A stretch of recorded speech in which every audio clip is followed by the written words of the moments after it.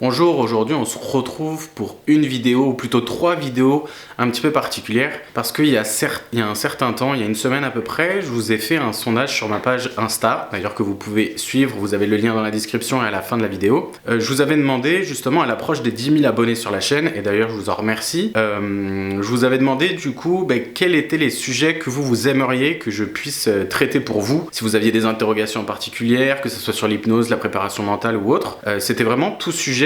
Et au vu de ce sondage là que j'ai fait, j'ai reçu pas mal de demandes concernant 3 sujets en particulier qui sont assez connectés, et le premier c'est celui que je vais traiter aujourd'hui, c'est-à-dire celui de la liste de rêves, ou ce qu'on appelle la wish list, et je vais vous expliquer pourquoi c'est important d'en avoir une et surtout comment faire pour réussir sa wish list.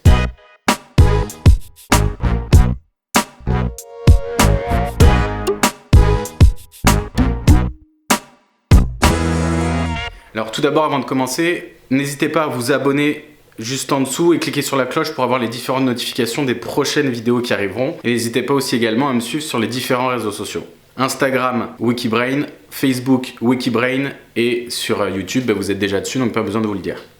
Alors, comment j'ai connu la wishlist ou alors la liste de souhaits, ça dépend si vous êtes anglophone ou francophone.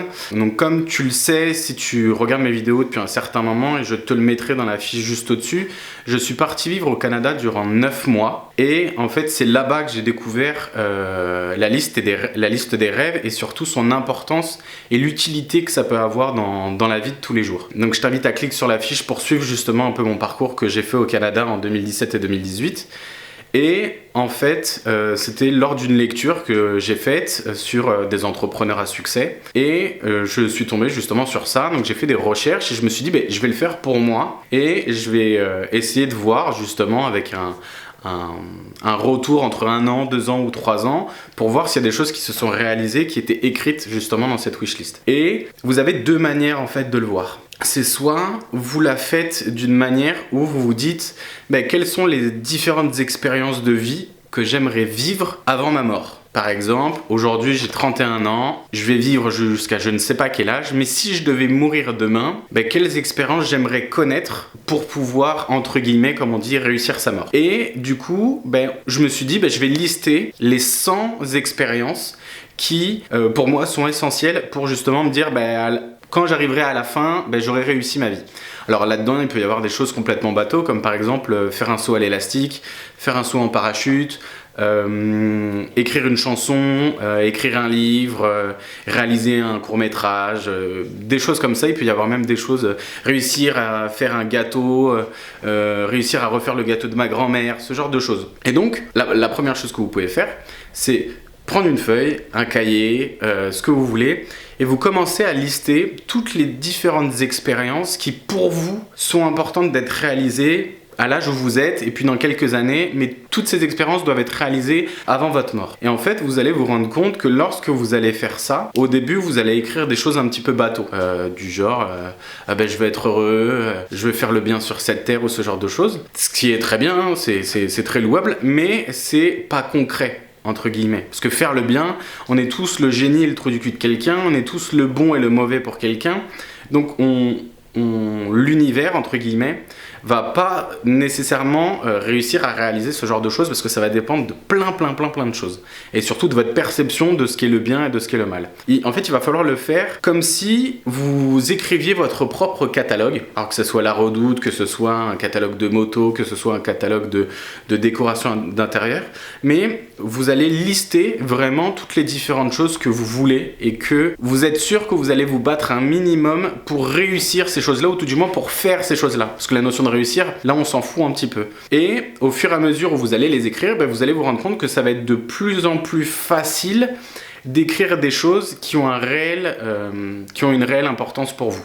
Donc ça, c'est la première manière de faire la wishlist. La deuxième méthode, donc moi j'avais commencé par celle-ci, où j'avais listé les 100 expériences de vie à faire et à réaliser, et je l'avais mis sur un côté, et au bout de 2-3 semaines, je me suis rendu compte qu'elle n'avait pas spécialement beaucoup de sens pour moi. Donc je vous le dis, mais c'était pour moi, donc si vous, celle-ci fonctionne, c'est parfait. Mais moi, j'ai trouvé qu'il manquait un petit truc, en fait, que ça me parlait pas totalement, que j'avais pas mis toute l'intention positive qu'il pouvait y avoir dedans.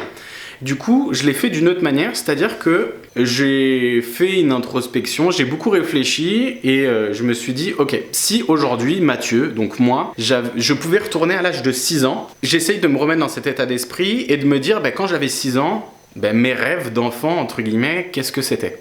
Il y a plein d'idées qui a commencé à venir et en fait, la période la plus propice pour l'imagination, pour la création et pour le monde de la rêverie, c'est quand on est enfant et quasiment jusqu'à l'âge de 7 ans. Après, on attrape ce qu'on appelle l'âge de raison. C'est là où on nous dit que le Père Noël n'existe pas, que les contes de fées n'existent pas, qu'il va falloir travailler à l'école, qu'il va falloir travailler pour gagner de l'argent, etc., etc. Que jusqu'à 7 ans, on n'a pas cette réalisation-là. On voit que quand on demande quelque chose, si on est gentil, nos parents nous l'achètent, donc il n'y a pas la notion de l'argent nécessairement, etc. Et donc je me suis replacé à l'âge à peu près de 6 ans, et je me suis dit, ok, quand j'avais 6 ans, mes rêves, qu'est-ce que c'était? Et automatiquement, le fait de faire ça, vous faites une introspection ou alors c'est pas une futurisation, ça va être l'inverse. Donc du coup, c'est une passéisation, on va dire. Et vous allez commencer à avoir des émotions qui vont commencer à remonter, parce que vous allez vous reconnecter à vous lorsque vous étiez petit. Et vous allez avoir vos différents rêves qui vont commencer justement à revenir, qui vont venir sous forme d'émotions, même sous forme de souvenirs. Ah je me souviens que j'étais à tel endroit, quand j'avais dit à telle personne qui m'avait demandé qu'est-ce que je voulais faire quand j'étais grand, je lui avais dit ça. Et du coup, vous allez vous souvenir d'endroits, vous allez avoir des souvenirs, vous allez retrouver des émotions, et donc ça va fonctionner un peu comme le principe de l'ancrage. Je vous ai déjà expliqué ça dans des vidéos sur l'hypnose et je vous remets une fiche juste ici. Et donc, le fait de faire ça va être pour moi, en tout cas, la manière la plus puissante pour se reconnecter à ça. Et je vais vous donner des exemples, tout du moins 2. Donc, quand j'étais petit, donc vers 5-6 ans, j'embêtais tout le temps ma maman en lui disant que moi, quand j'étais plus grand, je voulais avoir des super pouvoirs. Et je me souviens qu'on achetait du fromage à l'époque, je crois que c'était du Bresse bleu, et en fait le fromage il était rond, et en fait il y avait un cercle en carton rond autour du fromage pour le faire tenir dans l'emballage.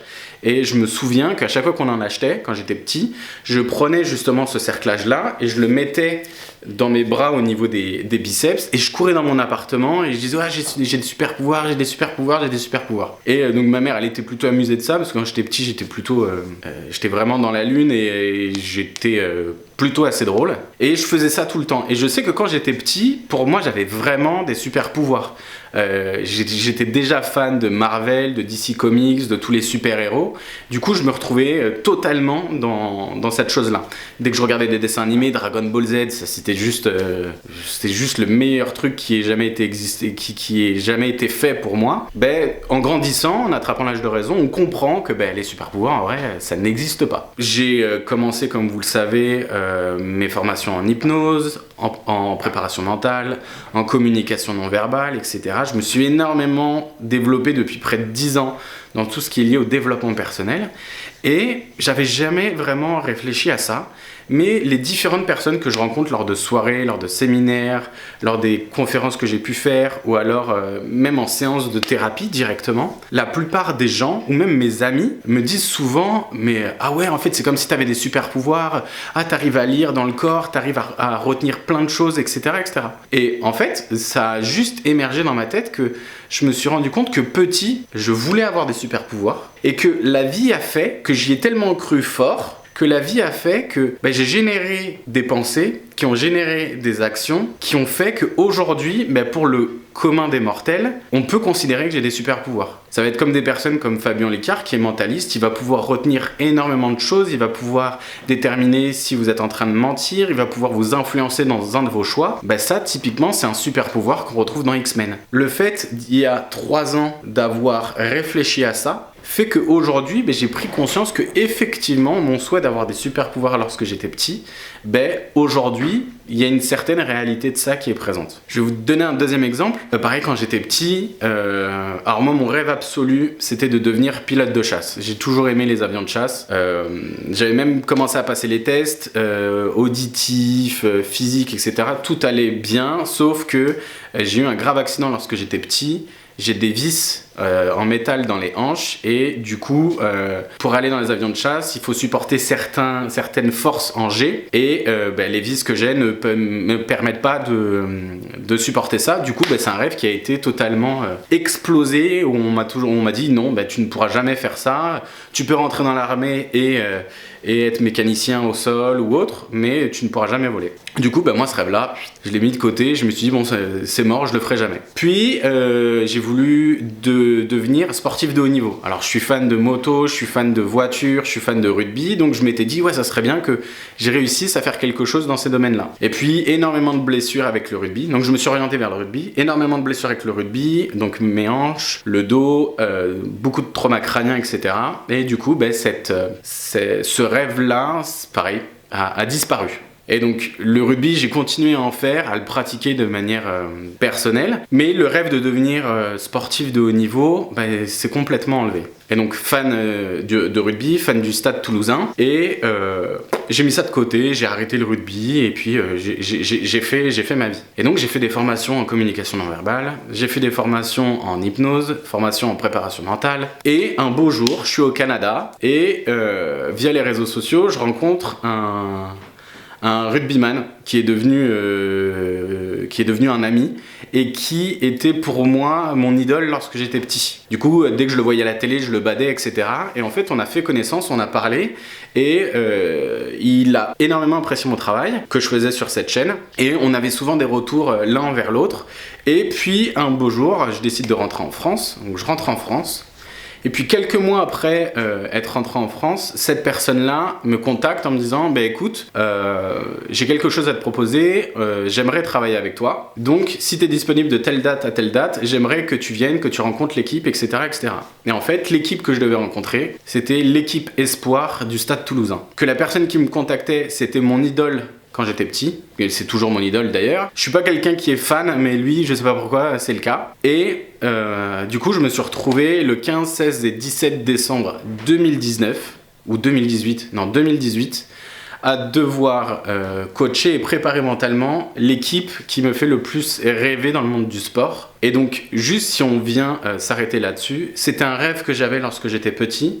Je l'ai réalisé lorsque j'étais grand, même si c'était pas le même libellé. Je voulais devenir sportif de haut niveau et là je m'occupais mentalement d'une équipe qui est de haut niveau. Sauf que la vie, elle, fait la différence entre ce que vous avez envie d'avoir et le besoin que vous avez dans la vie. Faites ce qui est bon pour vous et ce que vous avez envie d'avoir. Voilà. Et la vie a fait que j'ai tellement voulu ça, mais mes prédispositions physiques ne me l'ont pas permis. Du coup, la vie m'a orienté vers tout ce qui est lié au mental, à la préparation des sportifs, pour qu'un beau jour de 2018, je me retrouve à coacher l'équipe que j'ai toujours rêvé de coacher, l'équipe que j'ai toujours rêvé, où j'ai rêvé d'appartenir. Et donc en fait, tout ça pour vous dire que peu importe que ce soit la première ou la deuxième solution, si vous avez des rêves, et surtout si vous aviez des rêves lorsque vous étiez petit, c'est très important de les mettre dans une wishlist, de les mettre dans un cahier. Et lorsque vous les écrivez, de mettre toute la connotation et toute l'intention positive que vous aviez lorsque vous étiez petit, lorsque vous étiez enfant.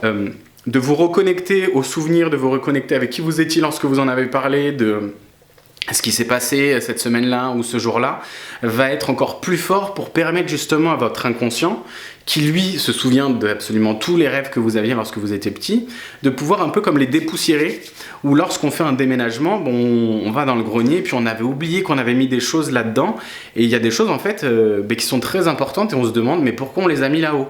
Et le fait de faire soit la première, soit la deuxième technique va venir rafraîchir, va revenir mettre en lumière certains souhaits que vous aviez. Et la chose qui peut être importante aussi, c'est que avec une vidéo que j'ai faite sur l'ikigai, donc l'ikigai c'est un concept japonais qui permet de déterminer ce pourquoi on est fait dans la vie, ce qu'on aime faire, etc.